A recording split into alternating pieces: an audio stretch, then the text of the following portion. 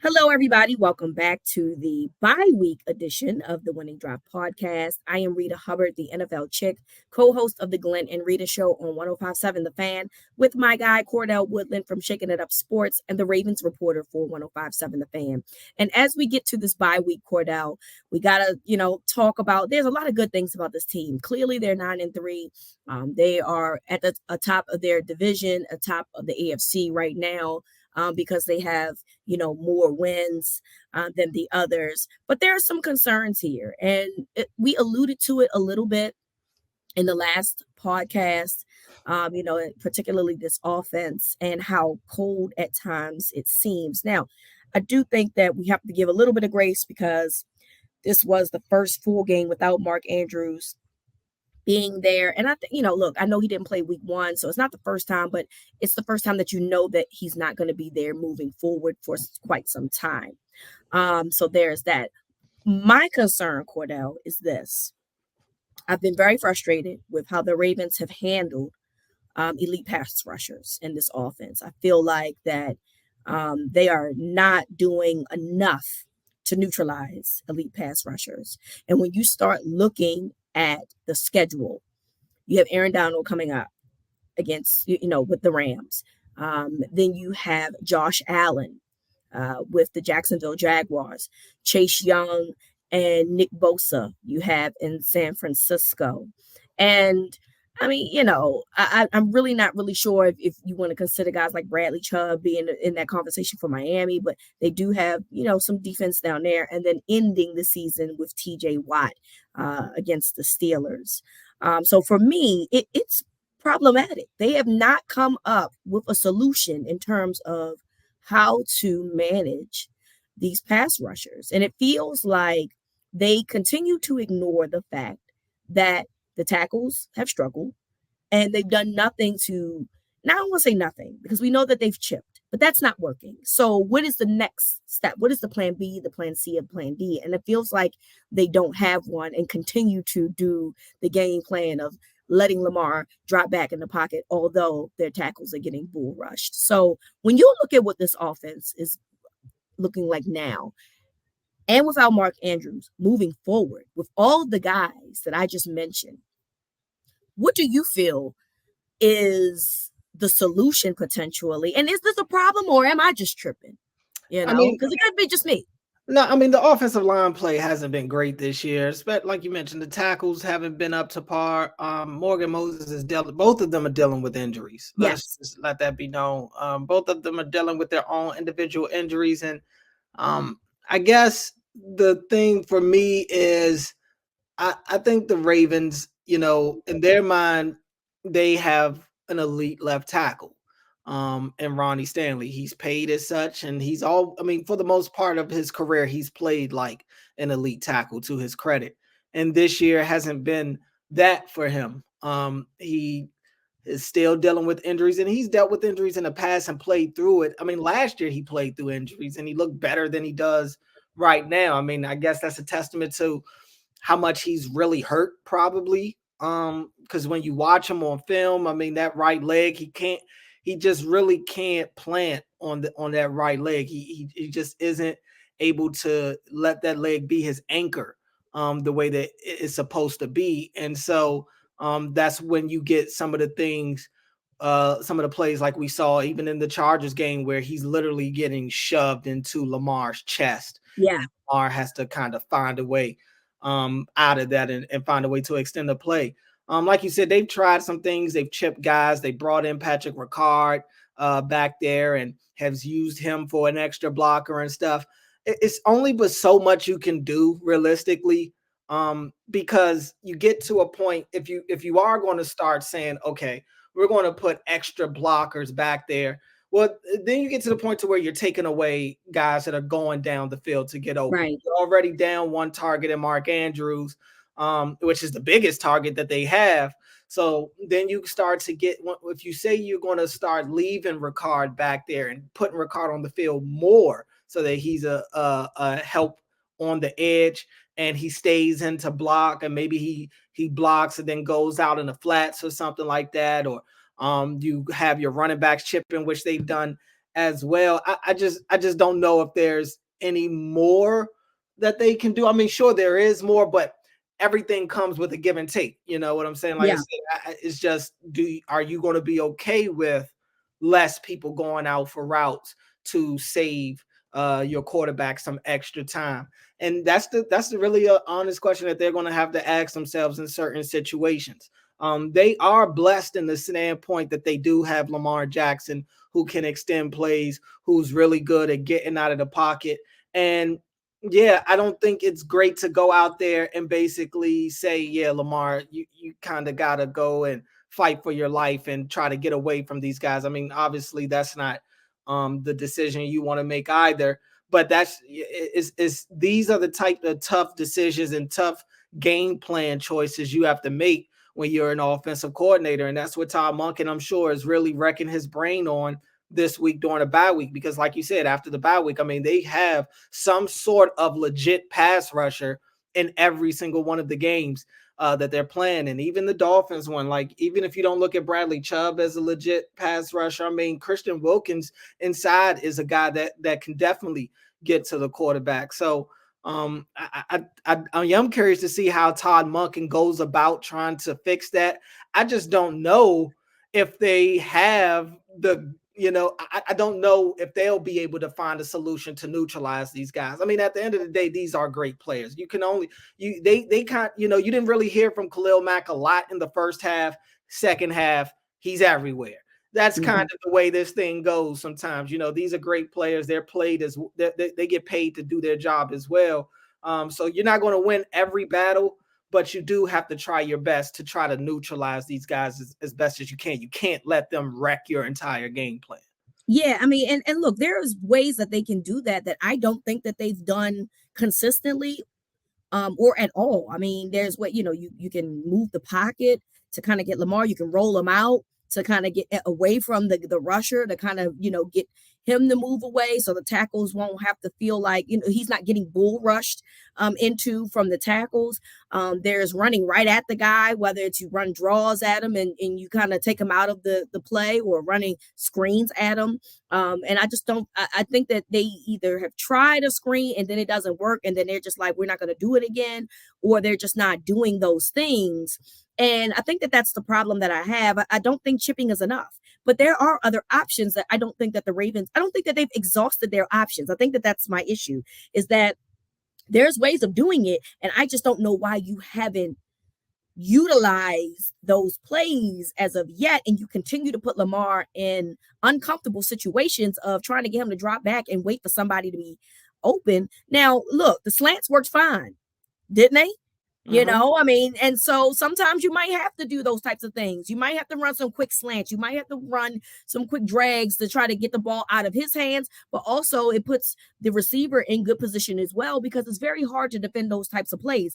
I just really want to see them come out of this bye week finding a way to be more consistent, because it does not get easy. It gets harder. And you have to find a way to help Lamar. I don't know if that means if we think that Ronnie Stanley is just not going to be able to be healthy and you put somebody else in. I don't know what the answer is, quite frankly. At the very least, though, Cordell, I just want them to try other things that I have yet to see them try. And that's the part that I think is frustrating the most, because you're the offensive coordinator. I would think that you would implement some of these things, and I just don't think that they've done that as of yet. Yeah, I mean, I could definitely agree with the move in the pocket. That's not something that they've done a lot of this year, and some coaches like to do it, some don't. I mean, and I don't think it's a situation where Todd MOnken doesn't like to do it. They did it a couple of times early, but it's not something that we see on a weekly basis from them. I think when it comes to mobility and just moving around, they kind of just let Lamar be Lamar back there, because his game involves so much mobility in itself that's what you're getting. But even moving the pocket, like I said, I wouldn't be against it. It's worked for them in the past. I guess I don't know if it's the fear of cutting off a side of the field, which I could understand, but also, you have to do something. You got to do something. And They do have times where they're getting protection. They do have, like I said, even in the Garrett one against Cleveland, Myles Garrett in the first half wasn't really there. So sometimes I think it's just the way the game goes. You get a half good, of good offense against these guys where you neutralize them, and then that next half they come out, they make their adjustments, and it's a different ball game. Sometimes that's the way it goes. I will say it hasn't necessarily been a situation in the past. The pass protection is a problem. I'm not trying to make it seem like I'm saying it's not. It clearly is. It clearly is, especially on the edge. Yeah. I guess it just hasn't been a game where we've seen a pass rusher completely dominate for 4 straight quarters. But the problem is that they typically dominate in the second half, right? And that's when you really want to close the game out, right? And that's the issue. And that's the thing. These guys. Especially the Khalil Macks, the Myles Garrett, the T.J. Watts. They usually make their presence felt when the game is on the line. They usually, come through and make a big play late game. And I just think that the Ravens are still kind of holding out hope that their tackles will bounce back and play the way that they felt like they should. And to this point, it hasn't necessarily been that way. And I think that they already are a quick passing game in terms of like a lot of their passes are short to intermediate. They don't go down the field a lot. And even when they do, it hasn't worked a lot this year. I just can't put my finger on it. I think the easy answer is Ronnie and those guys have to play better. They have to be better than what they've been. But it's tough if they aren't physically able to do it. If Ronnie isn't physically able to be the guy over there on the blind side, it doesn't matter what you do. It's going to pretty much be that type of result. More times than not. I don't know if you go the route of putting Makari in, how much you trust that. We've seen him have his issues when he's in there as well, and they have the injury concern when it comes to Makari and his back. So it's so tough, when you have offensive line issues, especially when it's back into the season that that is really still happening. It's kind of just like, what the hell are we going to do? It's not offensive linemen on the street that you could just bring in. It's things that, like you mentioned, that you can do game plan wise. But everything has an answer to it. I just think the easy solution, and it's not easy to be done, but it's easy to be said, that they just have to be better than what they've been. Absolutely. I definitely hope that, that's just something that they focus on because of all the guys that we named coming up in the next few weeks. You have to find a way to make sure that those guys don't take over games like we've seen Myles Garrett, Khalil Mack, and others do as the game decides to go on. And when we come back, we'll talk about what it is that people want from this offense and what from this team moving forward here on Winning Drive. All right, so Cordell and I asked you guys, what are your concerns, what your thoughts are, what your questions are regarding your Baltimore Ravens. So we are here to give you our opinions based on your questions. So first question is, the top 3 free agents you want the team to retain this offseason. Cordell, who would you like to see the Ravens keep? I don't know. I don't think they'll be able to keep the guys that I'm gonna name, at least not all of them. But yeah, look, I'll start with Madubuike, 10 sacks right now on the interior of that defensive line. He is having himself a monster year. I am still cautiously optimistic about Madubuike going forward. I'm always a little wary when guys have their best seasons in contract years. I'm always wary about that. And it's not the thing that makes it weird with Madubuike is it's not like I don't think that this is the type of guy he can be. I've been thinking this for a while. I think a lot of people have been waiting for Madubuike to show the way that he has this season.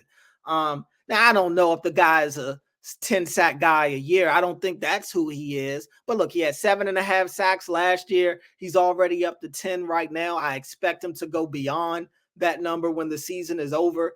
I just don't know if this is the type of dominant force he'll be for the remainder of his career. Maybe with the Ravens, possibly with the Ravens. But if I'm somebody else, I don't know if I'm necessarily breaking the bank to bring Justin Madubuike in because of the great year he had this year with the Ravens. The Ravens have a lot of great. Well, this is not one of your top 3 free agents. Is it or is it not? I'm confused. He is for the Ravens.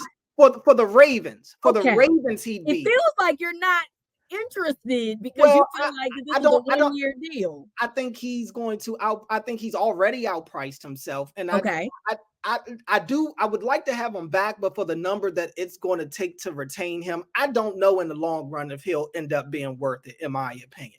I think he's got a lot of great things around him right now that are helping him play to this level. I don't know if this dominance is sustainable for him. The next one would be Patrick Queen. Patrick Queen, I do think is sustainable.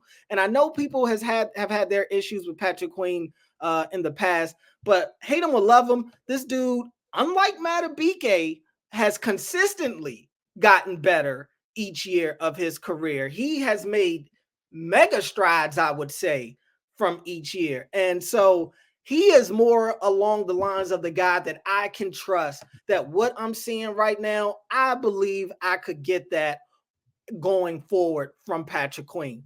The other one I'm trying to think of all the free agents. I mean, I guess technically Beckham's a free agent, right? Beckham's technically going to be a free agent next year.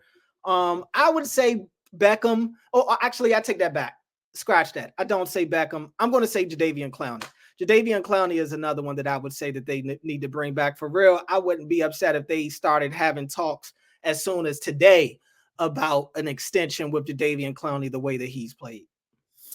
Yeah, Jadeveon is definitely one of mine.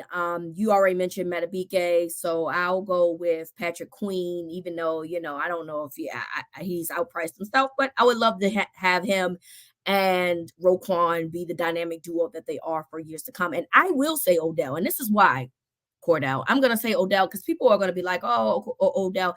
Yeah, but he has an $11 million dead cap hit for 2024, okay? And to me, that's problematic, particularly if you think that the Ravens are potentially going to move on from Ronnie Stanley. We don't know if that's going to happen, right? But if they do, he has a $17 million dead cap hit for 2024. So you want both of them? My math says that's $28 million. It's a lot of money. And I think it's just better to re-sign Odell for the case of cap.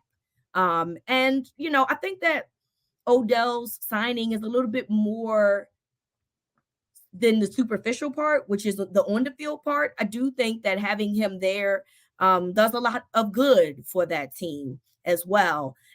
Even on the field in terms of like if you having him as a decoy or off the field because he's one of the vets, I think it's good to keep him around. So those are my 3 free agents that I would like to see them retain. What's the next question that we got, Spencer? All right. Would it be worth it to sign Shaq Leonard? We know that the linebacker was released from the Indianapolis Colts, and he is currently, I believe he went through waivers, so he is currently a free agent. So, do you think that that's an upgrade that they need, or can we just move along? I would say just move along. I love Darius Leonard. I got to watch him at South Carolina State completely wreck Morgan State down there in South Carolina. So I've always been a big fan of now Shaq Leonard. But the realization is he's not coming to Baltimore. It's a 2-team race between Philly and Dallas. He's already met with both teams. And I do know people that are kind of close to that situation. As soon as he got released, those were the first 2 teams that I heard about. He has ties into both of those organizations. But just for bleeps and giggles, look, of course, he'd be a huge upgrade for the Ravens. I mean, the Tyus Bowser situation is still hanging over them. They could use that depth there on the outside. Leonard is a guy that's great in coverage. He's a speed guy. He's a great tackler. I think his style of play would fit well with this defense. I just don't think realistically that that's an option in his mind. I would much rather the Ravens upgrade on the defensive line front. Just kind of, and I mean that in a good. I mean, like Madubuike has played very well. Travis Jones has played very well. I do think that they need one more guy that can just push a little bit, to get these guys really wrecking havoc in terms of the middle of the offensive, like in the A gaps. So I personally don't think that there's a need for Shaq Leonard. Now, I do understand the point because you don't know if Tyus Bowser, what his situation is. And so there's some question marks there, but I do like this linebacking core. I do think that they do a good job. For me, I want somebody to collapse the pocket. That's what I want. I prefer that type of dude. I was going to say, with considering Shaq Leonard is probably not a realistic option, I was going to still try to keep this question going and replace him with like Zach Ertz, who was released. I mean, the Ravens do have a tight end spot open, so hey, maybe I wouldn't be against it. I would not at all. All right, one more question in this segment. Figure out what we got going on. Is Jadeveon Clowney's resurgence credited to the scheme or his efforts? I think it's a little bit of both, Cordell. I mean, I think that Jadeveon, he was the number 1 overall pick. So it's not that he's not talented. We've all known he's been talented. There's been some inconsistencies over the years. Some of it has been injury, some of it has been maybe lack of motivation, from where he's gone. But I think that Jadeveon is extremely talented. I think he's in a scheme that plays very well to his strengths. And I think that he likes being in this system, and he likes being on a team that's actually probably going to be in the playoffs. And that is motivation because you think you are in position to win a championship. Yeah, I think that this is one of those situations where just being happy has played a big Absolutely. part. He's openly talked about his frustrations, not this year, but in the past, about some of the previous stops that he's made. And I just think, everybody for a while has always felt like Clowney and the Ravens were kind of a match made in heaven. And I think right now we're just seeing that everybody was right about that. Yep, absolutely. All right, when we come back, we'll answer more of your questions here on Winning Drive. All right, so we are answering questions from your mailbag. Cordell and I asked you for questions regarding what your concerns, questions, and thoughts were for your Baltimore Ravens. So here's our next question. Can the Ravens clinch the number 1 seed if they finish 13-4? I'm gonna say no. I mean, they already have a disadvantage. They have 3 conference losses. So the answer is no. I mean, I'm sorry. That's where I stand with it. They're already at a disadvantage. They have the hardest schedule moving down the stretch anyway. I'm not going to say that it's completely off the table. I'm saying that it's a very good chance it's not going to happen anyway because they've dug themselves in a AFC hole at this point.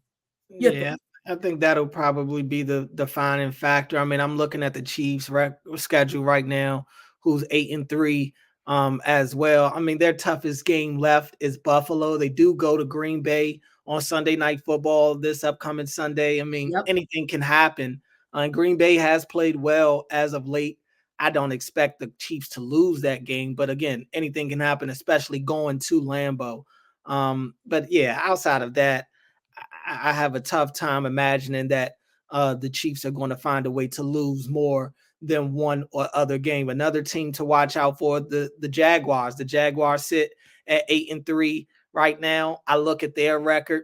I mean, I look at their schedule. They have a matchup against the Ravens in a couple of weeks. But other than that, going to Cleveland will be tough for them in 2 weeks. I do think that'll be a tougher game. Maybe going to Tampa Bay. I don't think Tampa Bay is a super tough team, but they're one of those hot and cold teams. You don't know what type of team you're going to get to show up on any given week. And I'm not a big believer of the Jags this year. I actually like Houston more than I like Jacksonville right now. So, I mean, to your point, I think the Ravens their AFC record right now, their conference record is kind of going to be the thing that does them in. I think it's going to be an uphill battle to hold on to that 1 seed. Yeah, I'm with you. I mean, it's just going to be it's going to take a lot of moving parts for them to come up with the number 1 seed. I actually don't want them to get the number 1 seed, but I think that's another conversation for another day. So there's that. All right, next question. Is John Harbaugh holding back this team from being elite? What's your thoughts on this, Cordell? No. I don't. They've been elite with John Harbaugh. I mean, the Ravens have always been one of the elite teams in the league, in my opinion, the last couple of years. Now, let's not get confused their injury issues with them struggling on the field. They have had major injuries, specifically to the quarterback position the last couple of years, that I think has hindered them from getting to where they want to be. But I just think, and this is what, it's not just exclusive to Ravens fans. These are all fans that go through this. Everybody's got an issue with the coach at some point in time. Everybody thinks they're smarter than the coach. And I'm not sitting here defending Harbs and saying he's perfect. He's far from it. We've talked ad nauseum about his lack of his bad decisions or lack thereof throughout the course of the games. We've talked about the challenges on in the Chargers game, the game earlier the year where they told Zay to fair catch, and then instead of calling timeout and switching that up, he doesn't. I mean, I'm one of those guys that I try to stay in the moment. I try to keep things where they are, and when I criticize, and in this case John Harbaugh, I try to keep it in perspective. But in no way, shape, or form do I think that the Ravens are better off without John Harbaugh.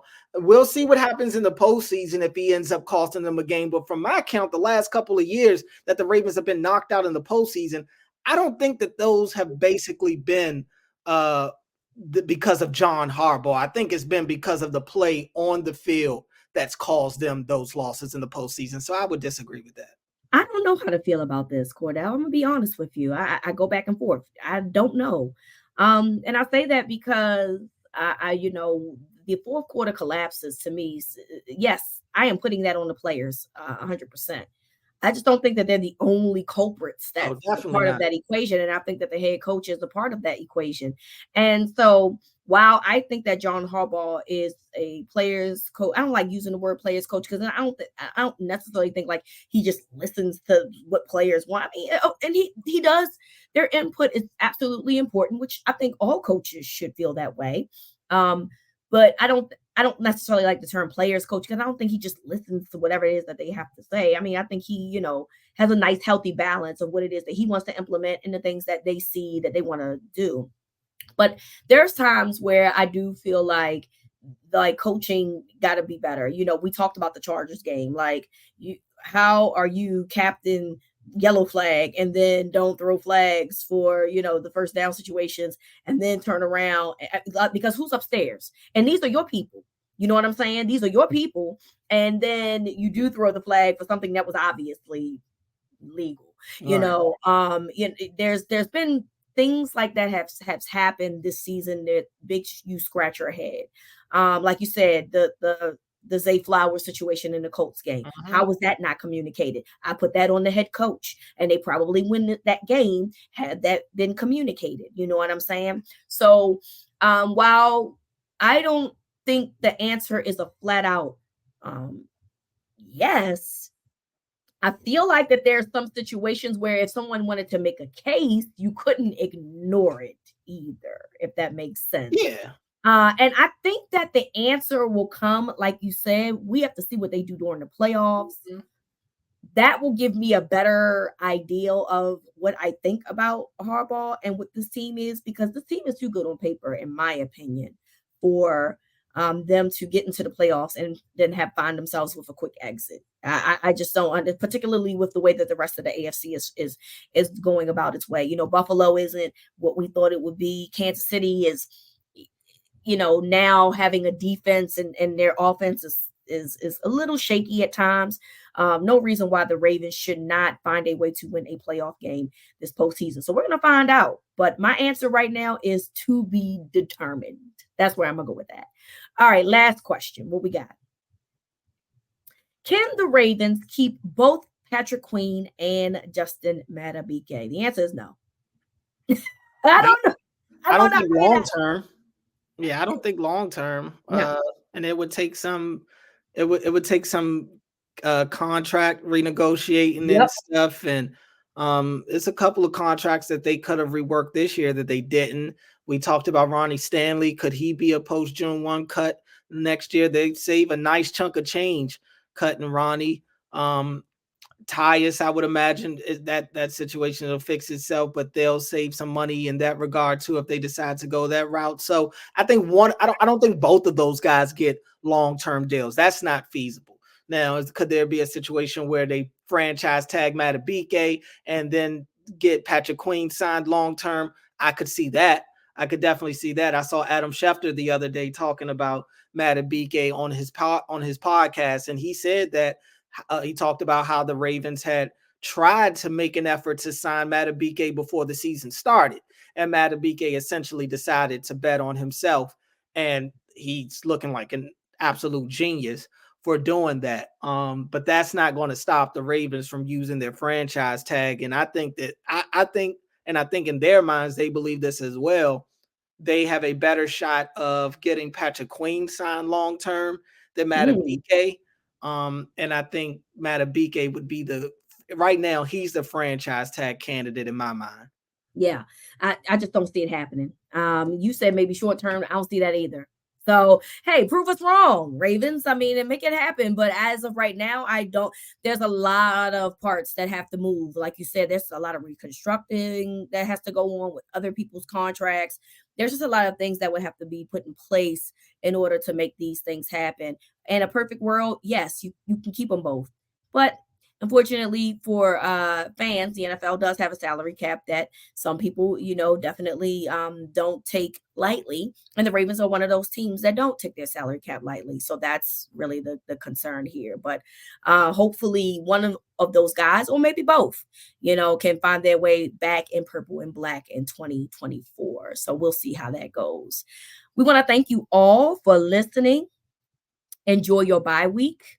Cordell, what are you doing on your bye week, by the way? Working more than I do during the regular season when the Ravens are playing. I've been filling in for Bob on Vinny and Haney this week, and now I'm filling in for both of them as I'm riding solo to finish the week, which is fine. Always love talking to the people of Baltimore. So doing a lot of that and still watching football. Still other teams to pay attention to, and with the Ravens not playing this week, it allows us to really lock in and see how the rest of the AFC North will be doing this weekend. Joe Flacco, former Raven, gets an opportunity. It's looking like he'll be starting for the Browns this weekend. And you want to see, I guess, if Pittsburgh's offense is really different now without Matt Canada. They looked really different the first game without him. We'll see if that trend can continue. But we'll see what the rest of the league does with the Ravens getting some rest.